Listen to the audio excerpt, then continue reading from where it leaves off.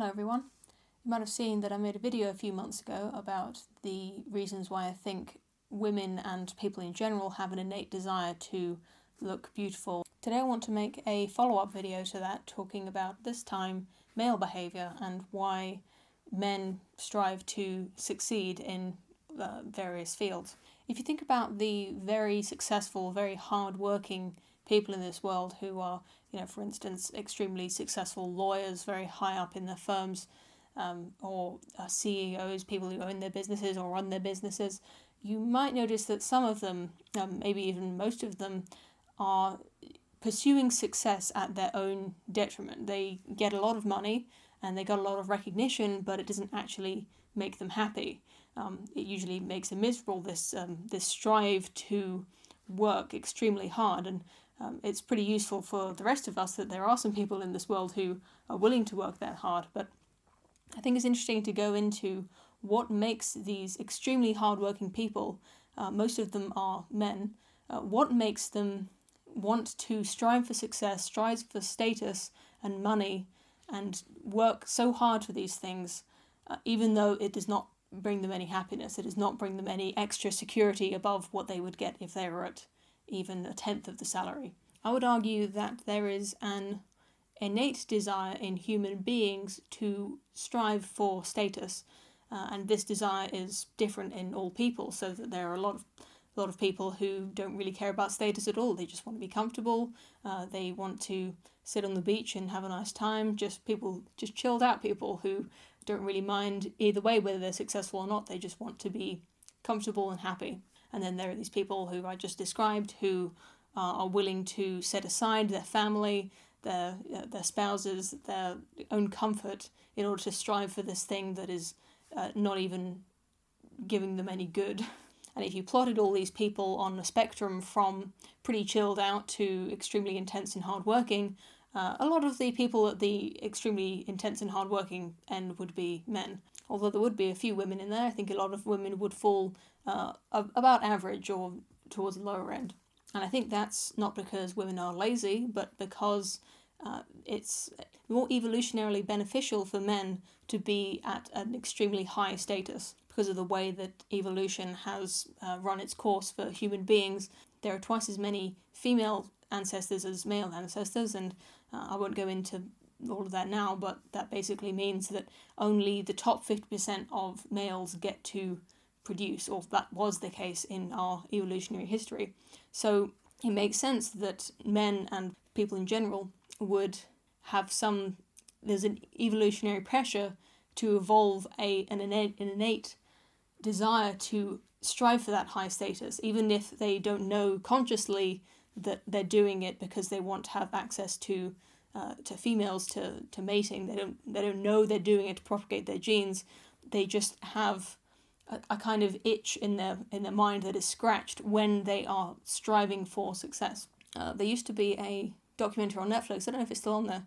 A few years ago I watched King of Kong, which was about two men who, in real life, a real story of two men who competed to get the highest score on the Donkey Kong arcade machine, which really shows the way that these two men are completely obsessed with this record, with beating each other, to the point where it is of a pretty significant detriment to their personal lives, to their actual enjoyment of their lives. And unsurprisingly, I haven't even heard of one single female speedrunner, because there just aren't that many women who are willing to put in hundreds of hours of work to scrape 2 seconds off a record and get your name on the highest on a list with no actual reward for that. There's no money. They don't get money for this.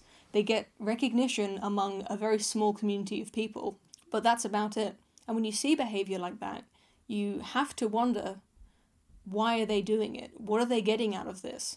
What drives them after playing it for 100 hours a week to start doing the same thing the next week, sometimes with no results at all? For every guy who's at the top of that list, there's loads of people beneath him who have also spent hundreds of hours on this one particular video game who haven't even won.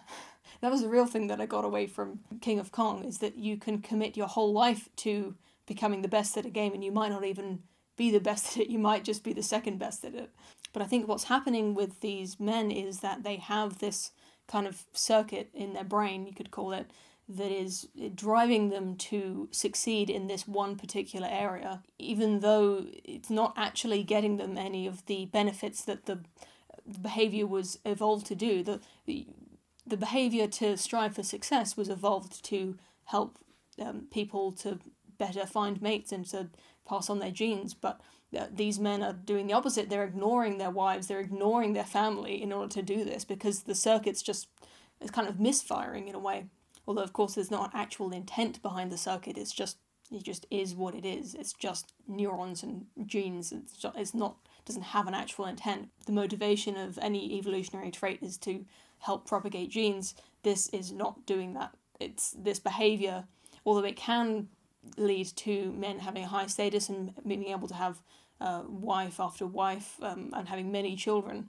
Often it doesn't, and often the most successful men only have a few children, in fact, because they don't have time, or they marry very successful women who also don't have time for lots of children.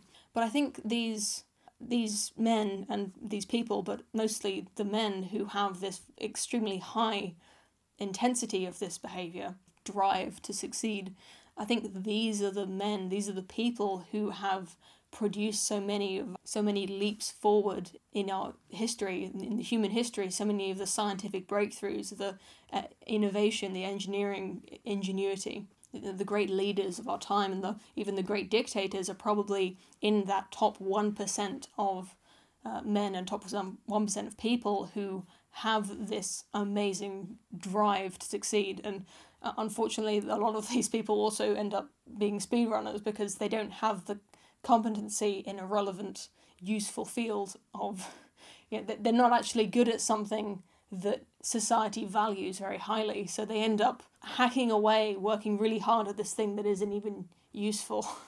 But if you have that drive and you apply it to something that people do find useful, then you're going to be one of the people who has a shot at getting into the history books. But it doesn't mean you're going to have a good life. You might be remembered, you might be revered, but I don't think many of these people actually find inner peace, or they find a good way to be, because it's almost like a mental disorder, except that it happens to be quite useful sometimes. I think these people, workaholics, they find it hard to relax. They can't just experience the tranquility of a quiet moment. So when I say that I don't think women are as highly represented up in that high end of the spectrum of this workaholic syndrome, you could call it, I don't think that's necessarily a bad thing. I think it's probably pretty wise to take your foot off the gas pedal and just be able to stand back and smell the roses occasionally, and work to the point where you can attain everything that you want to be comfortable and to be to have the life that you want, and then just slow down. I guess I've been a bit all over the place in this video. I didn't plan it out the way that I normally do, but I guess the main points that I want to take away are that the strive to succeed and to gain a higher status isn't always, it's not a product of a rational decision making that this is where you want to be in life, so that's what you're going to do to get there.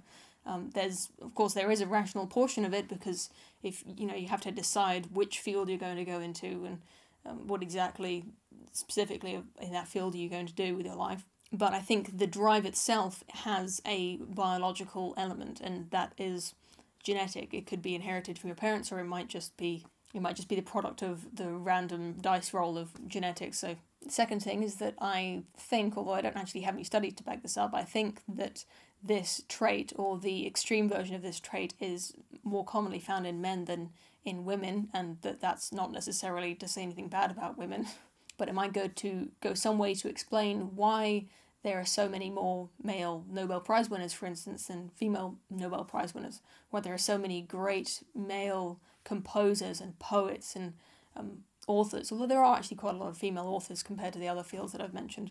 Although there are other factors going into that. I'm not saying that this is the only reason we don't see women in history books and on bookshelves the way that we do see men. There are other things that can go into that. And thirdly, I think that it's important to remember that these extremely successful, high status people are not any happier than anyone else. And yet I'm glad that people like that do exist. I think that's probably the reason why we are able to enjoy the scientific advancement and these amazing technologies that allow things like YouTube and the internet and smartphones and microphones and all this amazing technology and scientific advancement that made that possible. Of course, a lot of people go into that, but leading the way are these hyper-productive, very almost obsessed people. We use this word obsession as the kind of dark side of this ambition and hard-working characteristic that I'm describing now. But I think it is just the same thing. Obsession is the same thing as workaholicism. It's just, we call it obsession when it's aimed at something like speed running or, collecting bits of people's bodies or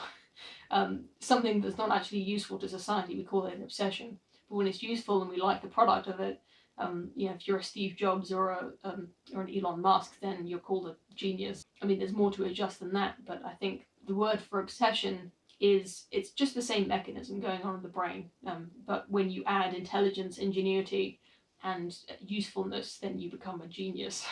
But there's still that element of obsessiveness there, and I don't mean that in a bad way.